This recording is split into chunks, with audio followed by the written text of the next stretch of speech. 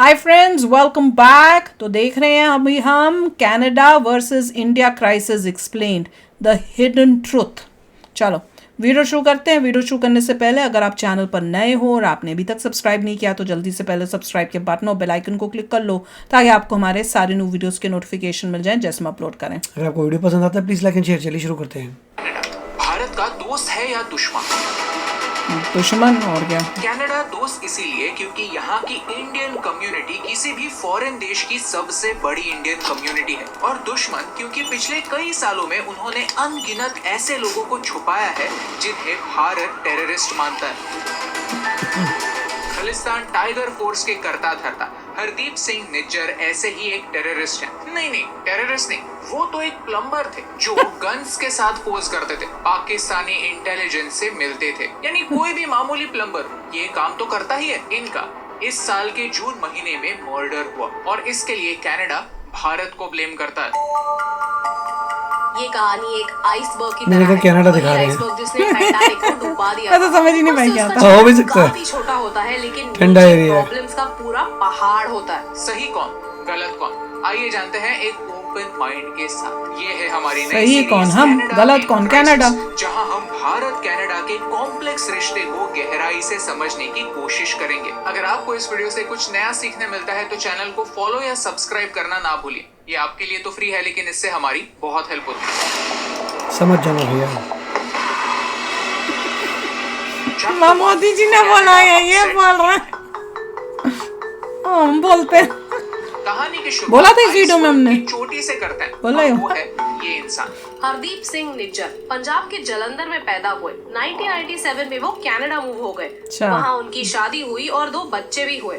वहाँ वो as a plumber काम करने लगे शादी और कैसे हुई आखिरकार वो सब भी तो ब्रिटिश बताओ। कोलंबिया में सेटल हो गए। इंटरेस्टिंग बात ये है कि अलेजिडली निज्जर कनाडा में एक फ्रॉड इंडियन पासपोर्ट के दम पर पहुंचे। उन्होंने पॉलिटिकल असाइलम के लिए अप्लाई भी किया था लेकिन उनका एप्लीकेशन ही रिजेक्ट हो गया था क्योंकि उनका पासपोर्ट फेक था। उसके बाद भी तो बताओ।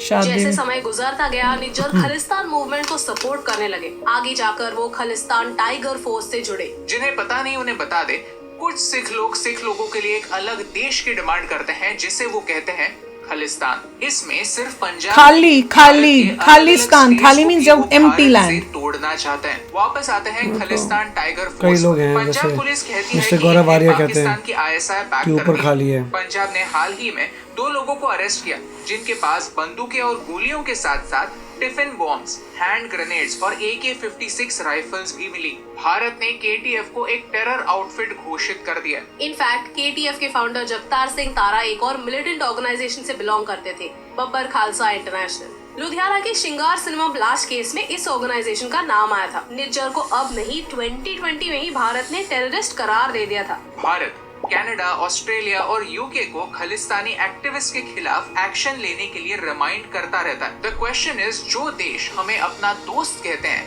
वो इन उग्रवादी लोगों के अगेंस्ट एक्शन क्यों नहीं लेते? क्या वो भारत की रिस्पेक्ट करते हैं? एटलीस्ट कनाडा का जवाब क्लियर है।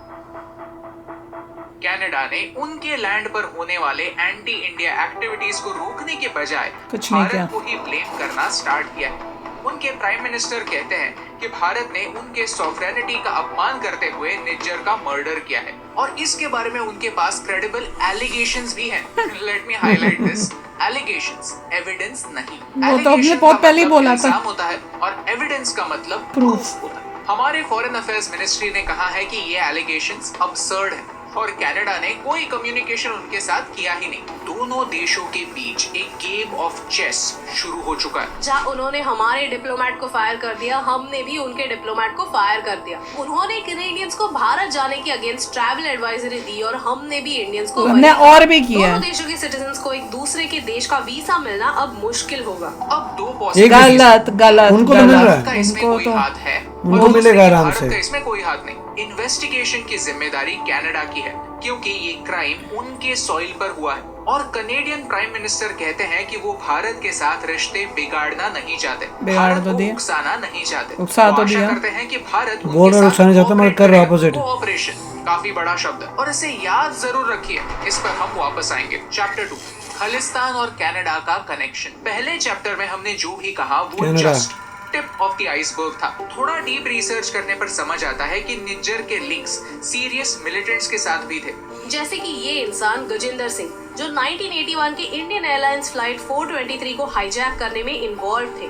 गजेंद्र सिंह आजकल पाकिस्तान में है। 70s और 80s के समय खालिस्तान मूवमेंट अपने पीक पर थी। नवंबर 1981 में बब्बर खालसा नाम के एक टेरर ग्रुप ने पंजाब के 2 पुलिसमैन को मार दिया। मर्डर के बाद वो कनाडा भाग गए। उनमें से ही एक थे तलविंदर सिंह परमार। कोर्ट ने उनके अगेंस्ट एक वारंट निकाला। उन पर 6 बड़े आरोप थे, जिनमें से 2 मर्डर के थे। अप्रैल 1982 में भारत सरकार ने कनाडा से फॉर्मली कोऑपरेशन की रिक्वेस्ट की। हमें तलविंदर सिंह परमार को भारत वापस लाना जरूरी था, ताकि उन पर कार्रवाई हो सके और उन्हें लॉफुली सजा मिल सके एंड मोस्ट इम्पोर्टेंटली वो अपने टेररिस्ट एक्टिविटीज बंद कर दे। लेकिन कनेडियन सरकार ने मदद नहीं की। क्या आप गेस कर सकते हैं कि तब प्राइम मिनिस्टर कौन थे? जस्टिन ट्रूडो के पिता पियर ट्रूडो। ट्रूडो ने ये रिक्वेस्ट ठुकरा दी और एक अजीबोगरीब रीजन भी चिपका दिया कि भारत क्वीन ऑफ इंग्लैंड को हेड ऑफ स्टेट नहीं मानता, तो कॉमनवेल्थ प्रोटोकॉल लागू ही नहीं होता।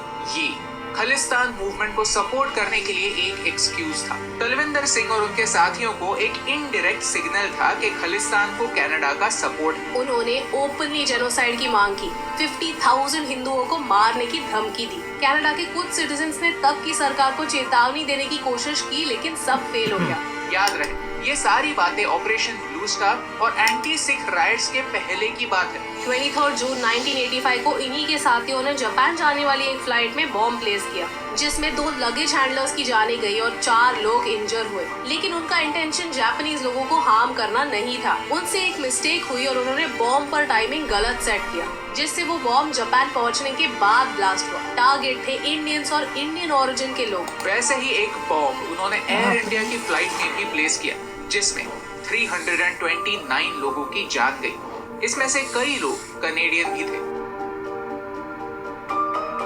This was the worst aviation disaster before 9/11। मुद्दा यह है कि सिर्फ जस्टिन ट्रूडो के पिता ने हमसे कोऑपरेशन नहीं किया, इसीलिए इन सारे लोगों की जान दी। और जस्टिन ट्रूडो भी उनके पिता के नक्शे कदम पर चल रहे हैं। उग्रवादी लोगों को प्रोटेक्ट कर रहे हैं और भारत के डिप्लोमेट्स जो लॉफुली वहां पर काम करते हैं उन्हें परेशान कर रहे हैं। चैप्टर 3 बेइज्जती कर रहा है उनकी, जैसे भेज दिया वापस इस टाइप से।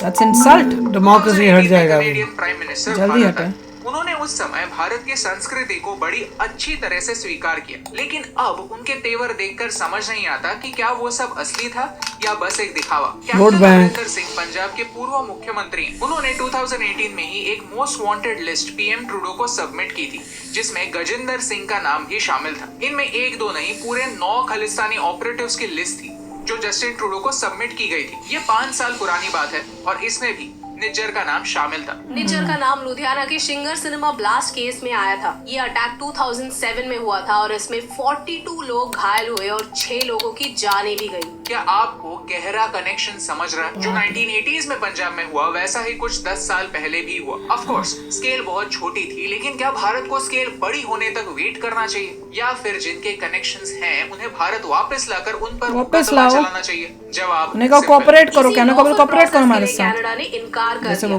5 सालों के लिए उसे इग्नोर किया और उल्टा चोर कोतवाल को डांट रहा है। अब नेचुरली एक सवाल मन में आता है कि क्या ट्रूडो के कोई हिडन इंटरेस्ट है खालिस्तान को सपोर्ट बड़े करने के लिए? इंटरेस्ट The हैं answer भाई। is Power, obviously yes. politics। क्योंकि 2020 पैसा भी, के elections में power, ट्रूडो के Liberal पैसा। पार्टी को 157 सीट्स मिली, लेकिन मेजॉरिटी के लिए उन्हें 170 सीट्स चाहिए थी। तो उन्होंने जगमीत सिंह के साथ हाथ मिलाया। उनकी न्यू डेमोक्रेटिक पार्टी के पास 25 सीट्स थी, सो 157 + 25 यानी 182 सीट्स हो गई। कैनेडियंस अक्लमंद हो गए तब दूसरे को मेजॉरिटी से जिताएंगे। 2018 में भारत आए हुए ट्रूडो और 2023 के ट्रूडो अलग है, क्योंकि उनके दोस्त अलग है, उनके पॉलिटिकल अलायंसेस अलग है। अगर उन्होंने नहीं, वो तो पहले भी ऐसे ही था। बारे में कुछ कहा तो उनकी सरकार गिर सकती है। यानी ultimately vote bank politics Canada और भारत के रिलेशंस तोड़ने पर तुला है। अब खाली वोट बैंक ही नहीं, उसके आइडियोलॉजी भी अलग है। के तुरंत बाद कनाडा के एक गुरुद्वारे के बाहर ये होर्डिंग खुलेआम लगाया यही तो अभी गया देखी थी हमने जहां उसमें। इंडियन डिप्लोमेट्स के नाम लगाकर उन्हें मारने की सरेआम धमकी दी गई। ये क्लियरली इंस्टिगेशन है जिस पर कनाडा ने कोई एक्शन नहीं ली। कनाडा की तरफ से ये ग्रॉस नेग्लिजेंस है। एक डिप्लोमेट को प्रोटेक्ट करना उस सरकार की भी जिम्मेदारी होती है, कनाडा की जिम्मेदारी होती है। लेकिन कनाडा में ओपनली हमारे एक्स प्राइम मिनिस्टर के ब्रूटल असैसिनेशन को सेलिब्रेट किया जाता है और उसे रोकने के बजाय कनेडियन पीएम उसे फ्री स्पीच कहते हैं।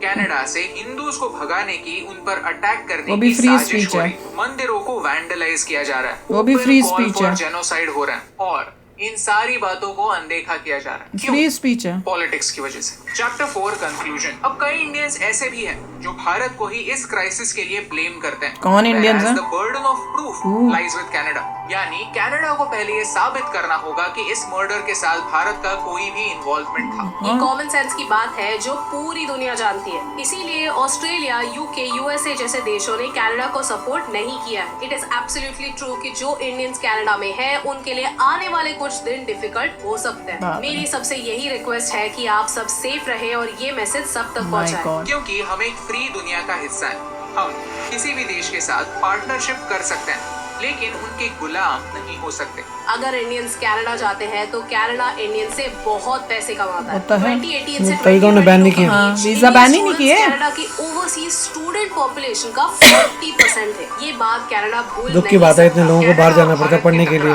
कनाडा सिर्फ जाते कुछ हैं। महीनों की बात नहीं, घाव गहरे। कनाडा खालिस्तान को ये तो इग्नोर दुख की क्यों बात है करता इंडिया के लिए। इसके बारे में एक और वीडियो बनेगा जरूर। अगर आपको इस वीडियो से वैल्यू मिली, कुछ नया सीखने मिला, तो चैनल को फॉलो या सब्सक्राइब करना ना भूलिए, क्योंकि आने वाले समय में हम कनाडा के प्रॉब्लम्स को गहराई से देखेंगे।